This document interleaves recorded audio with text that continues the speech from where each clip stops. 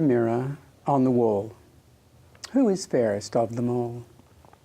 Come closer, missy, and let us see who it is we are to be. The corps de ballet have packed their points away. The fall has robbed Aurora of her perfect ballante. Beauty's pas de deux, a memory. There'll be no grand jeté to dance. The light has left our ingenue, gone, our innocent romance. Scarlet and L'Amour are who these pagans pay to see. It's the art of the tease that rocks their socks, that plays the sleaze and mocks their cocks when the curtain parts for our Miss T. Mouths that slowly open when the sweat beads and glistens on their skin. Eyes that track the rivulets to where their dreams begin. Palms that soon do dampen on their spent and sorry plight. Hearts that ache for what they wish they may and wish they might. Don't they know what stony brides temple prostitutes make? Were they never told not to sin? She can captivate you with her eyes, but she'll never let you in. What rhapsody will you sing for your supper, Miss Chatelaine? What aria will you summon to serenade the scales from their eyes?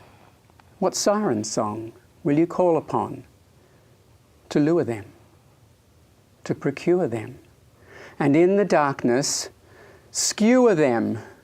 Will the whore of Babylon invade their reverie tonight to haunt their dreams with nature's anarchism of sex and cruelty and cataclysm? Will the alabaster Ishtar come out to play today, tormenting with her blood-red pout, her breath upon your breast, her fatal touch a heartbeat away, her whispered love confessed? Will you walk with them to the edge of their wanton abyss, their mother protector, their pubescent prima donna, their vestal virgin's onanistic tout, their maleficent Madonna? So serene and so desirable, so shamelessly amiss. You're their Lilith, you're their Delilah, you're their darling, their death, vampiric taker of their heart's desires, the stealer of their love, the giver of grief, or worse, of naught. Nature's beauty masking nature's demonic revenge. Will Titania cast her Medusan spell this night and turn these trolls to stone? Your goblin's market of forbidden fruit, dripping from the vine, your passion flower, your velvet peach, no longer so benign.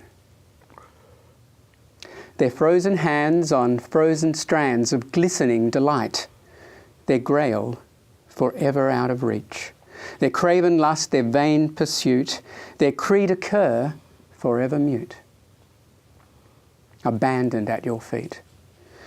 Their empty love, a black conceit, carved deep into your throne, where lost in absence Anna's kiss, you dream your dreams alone of all that you must miss. Time to weave your web and pull it tight, my sister of the night. Your bearded bodice will be delicious, my sweet, a tasty taffeta treat, its dark invite, a barbed wire fence, serving its purpose without obstructing the view.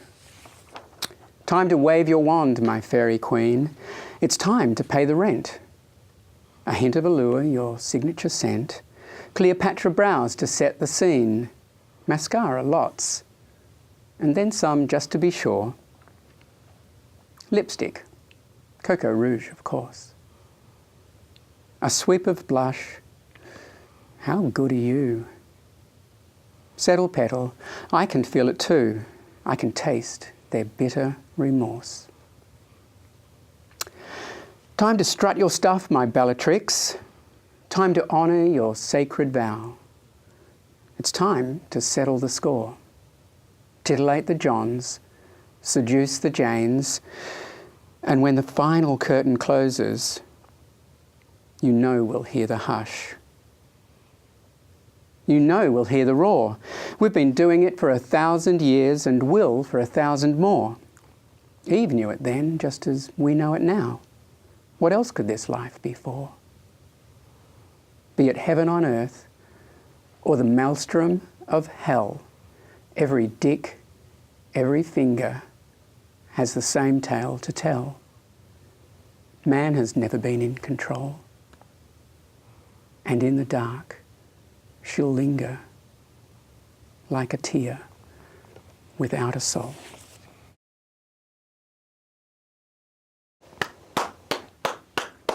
Amanda, thank you so much.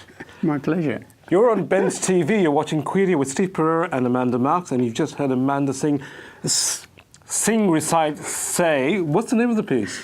MissTaken. MissTaken. Wow. It's such a dense piece. It is so full of classical alliteration and symbolism. You've got the Bible in there, you've got Greek mythology, you've got, I think, the entire classical English canon in there. Pretty much. Certainly the Bible is alluded to quite extensively. Greek literature informs a lot of the characters in that piece. But yeah. Tragic, yes? Yes, it is. But why? So the central story is this ballerina who becomes a burlesque artist. Well, ballet dance is pretty daunting undertaking. Ballet dancers probably rarely retire. They probably mostly have some accident, some injury, and can no longer dance. So they still have to pay the rent. They still have a life to live. And she has to become a burlesque performer, perhaps a striptease performer. But what's striking for me is this notion that ballet dancers, that somehow there's an aesthetic purity to ballet dancing that isn't in burlesque, that somehow it's more carnal and therefore more baser. Yep. The piece I does would challenge you on that. I think that's a good idea. I'm happy to be challenged. My trips to the ballet, I would like to think, are very aesthetic. I'm there for the art form, for the music, for the dance, for the story. However, they are beautiful. And part of my reason for being there is the beauty of those bodies on display. Is that any different to the people who go to the burlesque or the striptease? I'd say it is. I guess my argument is that it depends on your notion of beauty, because the whole, like if you go with, and I'm thinking more Genet, if we're going to have whose idea of the grotesque being beautiful. True. And so there's a beauty in everything. And the kind of aesthetic difference between...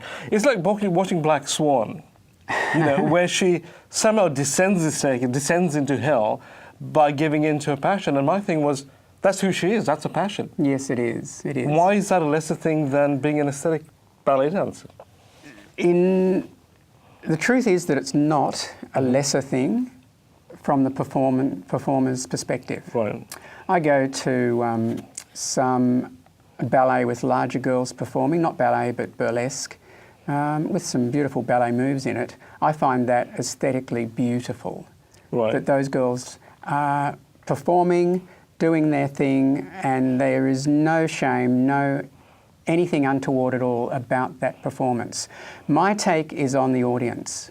The audience at some of these striptease burlesque shows where these girls primarily are performing, to my mind, are not necessarily there for the right reasons. Okay, let me ask you, and this is going to be a final question because we're running out of time, but when you perform, do you aim for the head or the heart? I'd like to think, oh, that's a good question. A bit of both. I'd like to think primarily the heart, albeit that the classical allusions that are in this piece and in many of my other pieces do take a little bit of backgrounding and a bit of thought. But eventually you're right back at the heart. Oh, you've got to. It's got to strike a chord. It's got to have a note of passion that for any audience, no matter what their background, they will get it. They will get a feeling, they'll get something that works for them. Brilliant. Well, here's hoping Amanda reached your head and your heart, eventually to your heart through your head.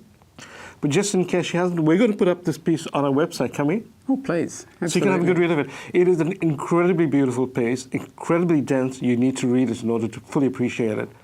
You've been watching Quedia with Steve, Pereira and Amanda. We'll be back next time. Thank you for watching. Get onto our website and say hi to everybody. Thanks.